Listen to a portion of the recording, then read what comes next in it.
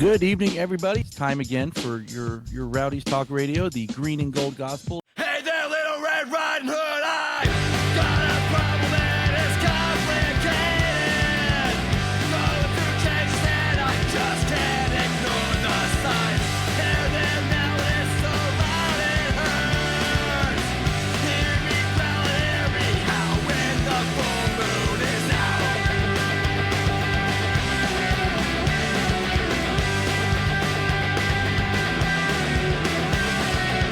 Hear me growl, you see me run, you see me jump. Try to fight but I emerge with the prize in hand. You better watch out, it's gonna take more than what you got. All eyes are on me and the silence is deafening. You're so helpless against this full moon. Don't ever say I didn't warn you, because I came to play, came to play, I came to play, came to play, I came to play, came to play, I came to play. Wow!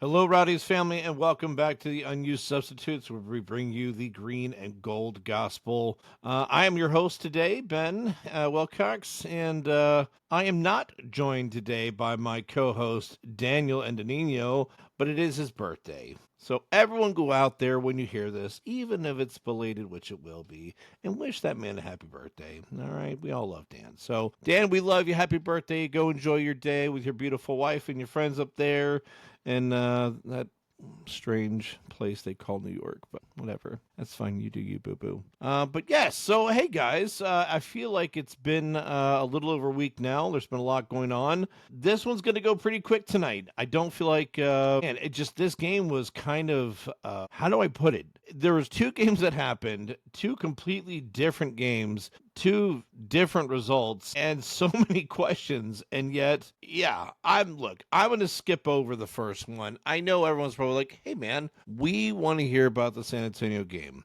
Look, here's the summation. We dominated that game. We were better than San Antonio. I don't even think it was close. It was just, I flat out think we were better, period. And we should have won. Of course, they say you should have won, then you should have won. I agree, but damn, I mean, to give that goal up late, I really thought we were going to get the tie there, and I was like, honestly, I would have been okay with it. I mean, I felt like we should have put a few in the net there, and it just didn't happen. It is what it is. But to lose the game in that style in overtime was just brutal. That was a tough loss to take, especially when I really felt like the points were in the bag. I mean, it was like pretty much the last play of the game. The guy looked off sides, but regardless, whether he was or not doesn't matter. It just, we broke down defending on the very last play, and you can't do that. So it is what it is. The guys pack up. Dominic brings the guys back. He rallies them together, gets them ready for the game just a few days later in Hartford. And man, the team that showed up in Hartford, I mean, I know I'm not alone here when I say this, and I'm not like surprising anyone. But boy, was it not just a tale of two halves, but like the game changed the second we made substitutions. I mean, we played badly. I think we can simply say that. I mean, we did not play well up until the 57th minute before we made the subs. It was not a good game. Hartford's not that good. We made them look good. Now, I know they were coming in kind of a hot streak. I know that, they definitely had some momentum behind them. Casiano talked about how he liked the energy of the building. He liked the facility. He liked the field. He said it was a really great place to play. Which I've never heard anything negative about the facility either. I know Dan was up there with his wife. It seems like a really nice place, but boy, the team did not show up in this game. I mean, Hartford, jumped on us right from the beginning. We started, what I kind of feel like should be the way we're going to play. I know that Casiano has talked more about a traditional, like a 4-4-2, 4-5-1, any kind of variation with that, but typically a 4-back system. But it seems like even he's kind of realizing that 3-back seems to be a little more effective. Personally, again, I've said this week after week. I think when you play a 3-back system, it's easier to overload the middle of the field and control the narrative of the game, control the flow of the game. I think you allow yourself more opportunity to move the ball around the way that I think we like to, the way that I think we try to, the way that we intend to, the way these players like to. And it allows for more options going forward. Hey, whatever. But we came out with Guillen, White, and Castellanos in the back. Bondre in goal, obviously. I think he's solidified himself there, done well. Certainly played his ass off this game, had a number of great saves, like that one in the ninth minute. Holy crap, a point-blank shot. You had Crisostomo, Bassett, Bodley, Hilton, Van Gaziel in the middle. It's so funny, and it's nothing against Van Gaziel. I have nothing against the guy whatsoever. I've never had a negative interaction. I've never heard anything negative about the guy whatsoever. I mean, I know the coaches love the guy, so that's obviously always getting the starts, but I don't see how. I don't know what the advantages of him over like a Moon in that role, who I think is a far more dynamic player. And I think it showed when we made the substitutions. Then up top, you had Fernandez and Arteaga. So, you look at the lineup, and I mean, I wasn't totally convinced with the way we lined up. It was consistent with what appears to be our thing right now with the players we have, minus maybe 1-2 tweaks up top. But that's pretty much our standard. It did feel as though this is a more defensive control hold kind of team versus an attack style team, which is what I'm expecting this team to kind of more become based on the substitutions and what happened with them. I think that will transition into as Castellanos got more time and more players and a better understanding of what we can and can't do based on the system he wants to play and how the players pick up what he's trying to teach them. Or coach them. So yeah, so I mean, look, I don't think there's not a whole lot to break down here. I mean, I can sit here and tell you each individual shot that happened. We could sit here and talk about each individual breakdown. I think the biggest takeaway here, especially in the first half, is just it was a full team defense. I mean, we were under constant threat. I mean, Hilton, Vickeziel, Guillen, White, Castellanos, who I thought had a pretty good game, really just defended their heads. Their butts off. I mean, they were constantly under threat. This team was taking pressure really the first 53 minutes of this game. I mean, it's like you go into half. Well, I guess let me not get too far ahead of myself here. I mean, it was constant pressure, and we really weren't doing anything. I mean, we had no shots on goal. We weren't causing any problems, and it was wild because you're like the week before we were on the front foot and arguably a better team. I mean, I know we joke about the West not being real and blah blah blah. I mean, look, the West has won the championship. I forget how many times in the last 5, but I mean, they're top tier teams that get into the playoffs are always a problem. I mean, we can make the joke like we do about the West, but the truth is, I mean, I would say the top of the division is quality, but the bottom half of the division is just garbage. Whereas I feel like the East is, I think, far more even. I feel like there's a lot more talent across the board in the East, Eastern. And I just feel like the teams in the East beat each other up a lot more, which may or may not be a reason why we've seen the West win so many times. But anyway, so we get into halftime, and I don't think we registered a shot at that point. And then, God, we finally get a chance for Bassett. Gets him behind the last line of defense because the defender heads the ball back. I mean, I don't know what he was thinking, or if he thought the goalkeeper was closer, or if he thought he was putting more on it, or if he just underestimated Bassett as a whole. Whatever the reason was, I mean, he heads the ball back to the goalkeeper, and Bassett's just like, okay, I'll take this. I'll go one-on-one with your keeper. Goes right around him, but his next touch is just a little long. In the moment, like watching it on TV, like I was so upset with Bassett for taking the last touch and not just shoot the ball. But having played the game, I mean, I can understand the one last touch to ensure that you're at a really good, comfortable range. But I feel like you got to be aware of the players chasing you down, right? I mean, they're right on you, like right on your heels. I feel like the second you get around the keeper there, like you got to put the ball on frame, no? Or at least take the chance. If you miss, it sucks, but I mean, that's why you take the chance, right? I mean, I think 9 times out of 10, it goes in the goal for most any of these guys at the professional level. I don't know what possessed them to take that last touch, but I mean, that's easy to say, hindsight being 2020, it's easy to say, hey man, if you take one more touch, their defender's going to catch you and knock the ball wide, and it's going to look crazy. So as frustrating as it was in the moment, it is what it is. I mean, right? It kind of was part and parcel for what had happened in that first half. There was really just not a whole lot to cheer for other than some goal line clearances and really Bondre standing on his head and just having a really good game and just the constant clearance of the ball. We really couldn't hold possession. We couldn't. I don't want to say. Well, it's on the players, right? The players on the field. They could not hold possession. Period. And from the top back, we didn't have any answers. And it seemed like everything they did, they were all over us. And it is what it is. Sometimes that happens. So anyway, we go into halftime. I don't know about you, but I was feeling pretty bad. I was feeling pretty frustrated. I'm like, what is going on here? Why? Who is this team like? Why are we Jekyll and why are we Hyde today? Why are we who we are? It's like, what is going on here? Like, why can we not figure this out?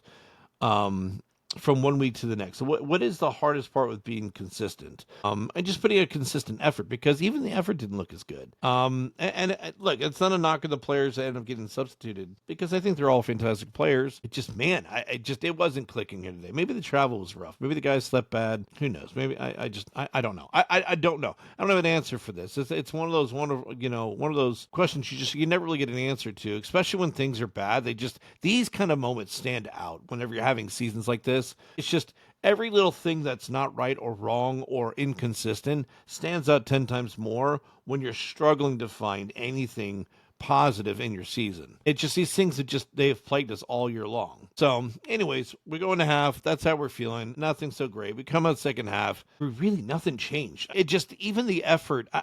This team has typically done a very good job of changing the attitude at halftime and going back out and enforcing their attitude on the game a bit. And it didn't happen here. They jumped right back on us. And it was concerning because, you can only let a team attack you the way that they were attacking us and have the opportunities they were having so many times before. Law of averages says eventually one of those is going in, right? You're not playing well. You're not putting anything on net on the other side. They are absolutely just smothering you with not just one or two defenders, but they are smothering every player as they get the ball. I guess you call it a swarm defense, right? But they were all over us, and you're just like, man, this is not good. Like, this is not sustainable. Parking the bus for 50 minutes is not a tactic that I want to take. And I was like, we've already done that for 45. How long are we going to be able to survive this? And then the team makes some substitutions. So let's call them out. You got Fernandez for Skinner, Bassett, you got Moon, and Arteaga Passios. Now, look, Fernandez could go either way for me. I love Leo. First and foremost, I love Leo. I think if you leave him out there, the opportunity to do something good is high. It has not been his best year. I think he is adjusting to a different role, which takes time. To be fair, this game, and maybe it was the lineup too, maybe it's who he's paired up with, was not great. I don't know. But what I do know is this was not one of his better games, and he's had a bit of a rough season. By no means do I want to see him go anywhere. I definitely believe that we're going to get more good from Fernandez this season. It just didn't work in this game. Skinner, I like Skinner. I think I've been pretty consistent about him all year. Him and Bodley, one like for like. I'm having them both on the field, fine with me. I like Skinner. I think he's got a decent amount of speed. I think he's got good play. He's got good cover. He's got good chase down. When he loses the ball, I feel like he has pretty good vision.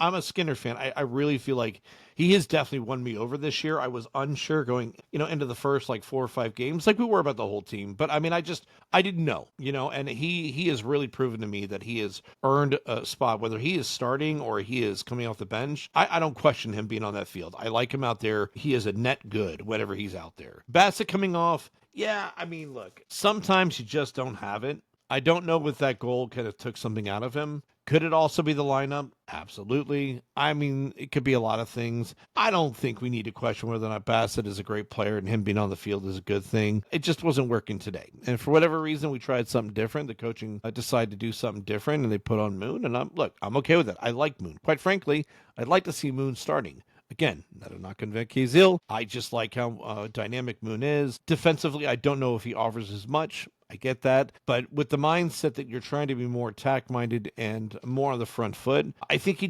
gives you more than any other player would be in that position, other than maybe like a Wazzy whenever he comes back, which, let's not forget, Wazzy's still out there somewhere. I don't know where he's fallen into and what's going on with him. I know I would love to see him right about now, especially with some of these signings we've made. I'd love to see him on the pitch. I'll have to follow up on that for you guys. I'll have to see what's going on. And then Arteaga Passios, look, I get it. Manu's not having a good year. He's just not.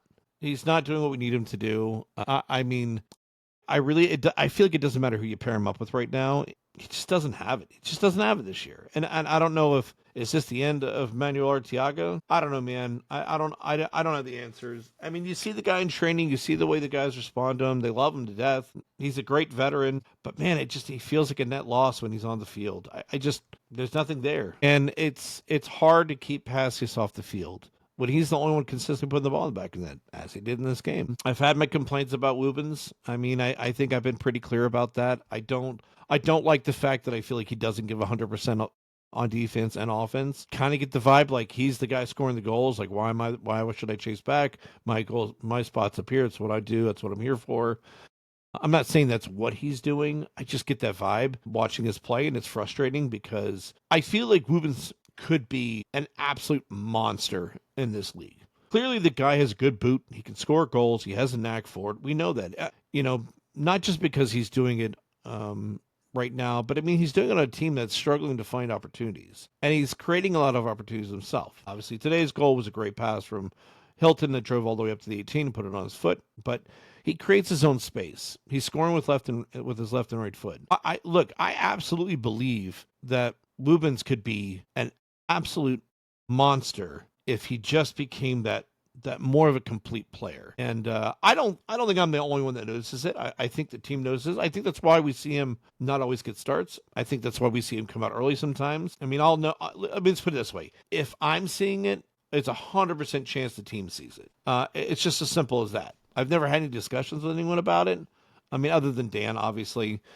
We've talked about it. I've texted on the side with him about my complaints with him. But God, and it's tough, right? Because again, he's the one bright spot. Well, I shouldn't say one bright spot. He is one of the biggest bright spots on this team right now. And it's hard to come down on a guy that's really, I mean, quite frankly, he's doing his job. But when you know the guy's got more, and you just want him to realize, dude, you could be an absolute monster if you just learn those two sides. But I digress. All right, so those are substitutions. 57, 58th. Again, Fernandez, Skinner, Bassett, Moon, Arteaga, Passius. I mean, the game instantly changes here. I mean, instantly, the vibe of this game changes. We have a deep ball threat, which stretches out the defense, makes them respect the positions on the field. You saw a little less of that swarm-style defense and them playing a little more structure, Hartford that is. You saw us able to put a couple passes together. Our 1-2 touches started to come back. Field opened up. Opportunities started to happen. I think we ended up with four shots on goal at the end of this game. 4 shots, 2 on target. Okay, that sounds about right. You saw the game open up. It's like it changed. I mean, there was just an energy lifted into this team. And I was super, super excited to see what I saw from the team because it's not so much that Hartford wasn't still a problem. They were still creating issues. They were still creating opportunities for themselves. It was still a close game, but it wasn't just one-sided. It instantly felt like, damn, they better watch out. This is going to be a dogfight. It's going to be whoever puts that ball in the back of net is just going to have to hold on because this is going to be a wild ride. And sure enough, it was. I mean, really, as soon as we scored that goal, Hartford turned it up to 1,000. I mean, that build-up come in, I want to say Nick Moon intercepted the pass, gave it off to Hilton. Hilton drove his way up the field, leaves it off to his right once it gets close up to the 18. Woopens has his hips open, turns back inside because he rolls off his defender in towards his right, and then just great soft touch. Uses that left foot, curls it right behind the post. Keeper had no chance. It's a beautiful goal. It was a great sequence of play. And I felt like we were doing that, but it was built. That goal was a buildup. We were creating that. That was coming for a while. Ever since that change, it took yes, it was an instant vibe change once the subs came on. Realistically, it was probably more about 4 or 5 minutes once they get the feet underneath them. But you could feel this was coming, and they started building to it. And the goal was a culmination of what was coming. And look, again, I felt like we were the better team, finally, because I think we are the better team. I know that the rankings will say whatever. I get it, right? I get the standings show that we're at the bottom right there with Hartford. We've currently got 14 points. They've got 13. But dude, guys, Birmingham's in 8th place and they only got 18 points. They're 4 points ahead. Rhode Island has 17 points. Miami has 18. and we have 2 less games than Birmingham and 1 less game than Miami and Rhode Island. I mean, we're not out of this. We're not. We're not out of this. I know that we talked about last week how we kind of want to go all in on the Jägermeister Cup. I still very much think that's something we need to go for. We know we've got Charleston standing in the way. I hate that club. I have been very clear about my disdain for that garbage club, and I will remain to say that I hate Charleston for many reasons, most of which they probably know, and that's fine. I like it that way. But they stand in the way, and look, they're a damn good team. They are well coached. They are well organized, and they're going to be a problem. Well, you know what? Let me finish off the game. Look, we know we won. Okay, we won. Probably, maybe we shouldn't have. But you know what? I mean, it's just like when you have the game before, we should have tied at least and gotten a point out of the game. We didn't. This kind of felt like we were getting one back because that was tough. That San Antonio game was tough. That was a tough loss to take, man. I was so angry. So to get this win, I mean, look, sometimes you win ugly. We won ugly, but we won. Okay, and that's Casiato's first win, Dominic's first win for the team. Good for him. Good for the team. Good for the players. It's good to win ugly. Sometimes you kind of got to win ugly. And look, the team.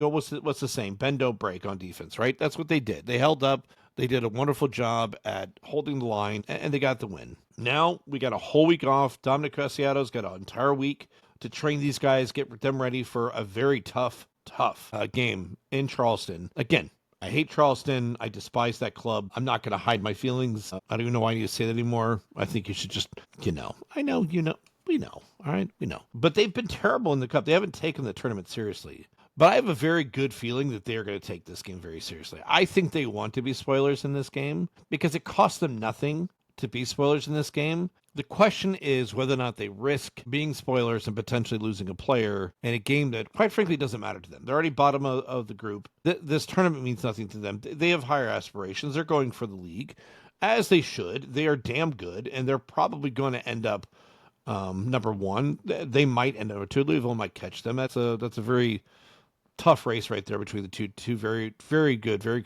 well coached, very organized, very talented teams. But I get the feeling like they're going to take this one seriously, and they're going to want to play spoilers just to see us knock us out. So they get to knock us out and watch us at the bottom of the league. I think they're going to enjoy that. Could be wrong. But then again, I mean, if we come out the way we did against San Antonio, I mean, I'm not saying that, Charleston won't get opportunities. They will. They're a good team. They score a lot of goals. They're going to create opportunities. That's going to happen.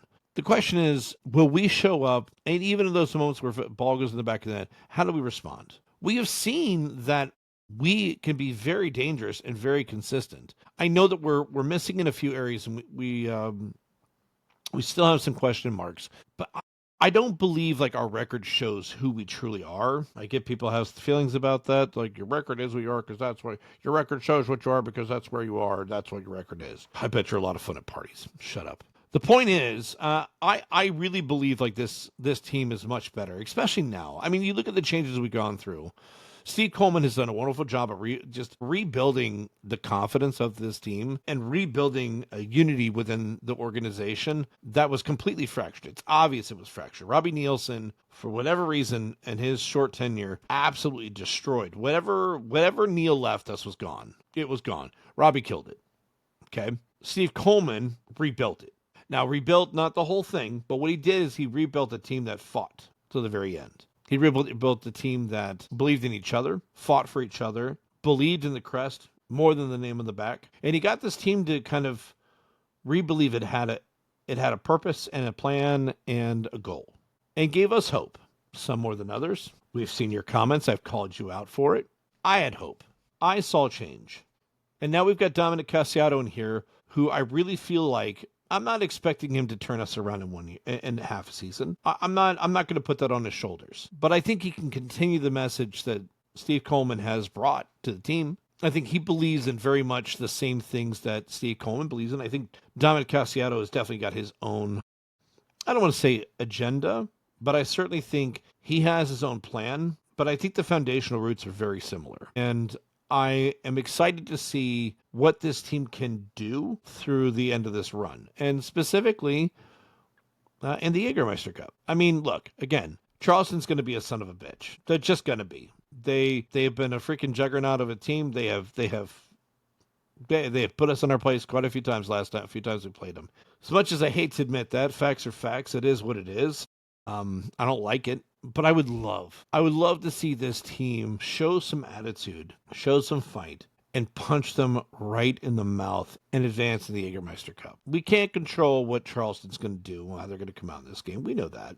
But we can control our attitude in the way that we play and the way we come out to attack them. I don't care if they beat us the last 5 times out of 6 games or the last 5 out of 5. I don't care. I believe in the players that we have on the squad. I think we can give ourselves an opportunity to at least fight and give ourselves a chance all the way to the last minute of this game. If it goes into a dogfight to the very last minute, last team to have the ball wins the game, all right. If we're going to get knocked out of the Jägermeister Cup, I hope we do it fighting to the bitter end. But I don't think this is the end of our run. I don't think it's the end of our run. But this is going to be an absolute dogfight, man. All right, well, we got some prize and we got some good news today, other than, Dan's birthday today. He got a little early birthday present. The Rowdies welcomed in Juan Carlos Azocar. Now, they've got him down as a forward. Let me kind of just give you some cliff notes on what the team released about him today. So the club signed veteran Venezuelan attacker Juan Carlos Azocar, obviously pending international clearance, which from what I hear, no big deal. Former clubs, he's got Rio Grande Valley FC, Oakland Roots SC, Phoenix Rising FC, and San Antonio FC. Now, I have watched highlights like probably some of y'all have on YouTube. Looks like a decent player. I like what I see.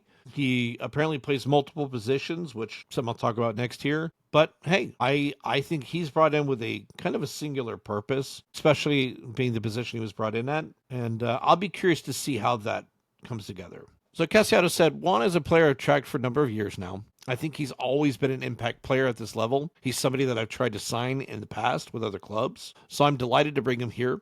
He's got real pace, real power. He's a good attacking threat.